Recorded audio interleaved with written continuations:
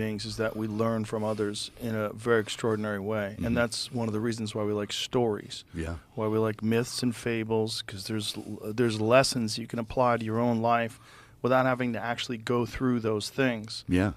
Well, that's right. I made a film about that guy, Desmond Doss. You know, I don't know if you saw it. It was like Hacksaw Ridge. It was this film, and it was about a medic who figured so much killing going on, he's going to go into the battlefield and save lives. And he didn't have a weapon. And he was in the worst place on earth. And he got a Congressional Medal of Honor because he kept going in to the worst place possible and dragging wounded guys out with no regard for himself. I mean, who does that kind of stuff? Right. And over again. He didn't just do it once. He did it hundreds of times. He finally got, hit with shrapnel and a bunch of other stuff, but he lived to be an old man. But wow. And it was just pure faith, So, those guys, those kind of stories inspire the hell out of me. Anyway. So, back to this idea of evolution. So, do you believe that evolution exists in animals?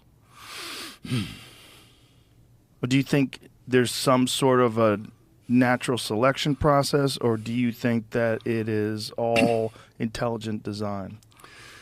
Well, I think everything was created, right?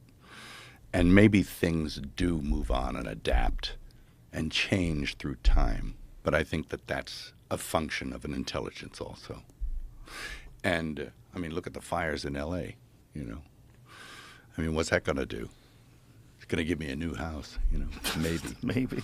And or a new place to live. Yeah, something. Yeah, I'm just not totally convinced. I feel it in my... And I can't really... I'm sorry, I can't intellectually tell you why I don't believe in evolution, but I don't. It's just a feeling. I don't think I was some ape, or I don't think my ancestors were. I think they had to be pretty smart to survive. So what do you think all these pre-human hominids are that they keep discovering?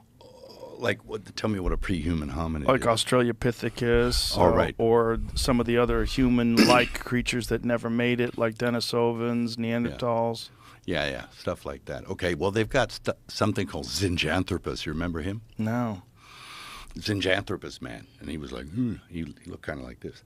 But he was like, they looked at it, and they did some core samples on it, and it was put out there by people advocating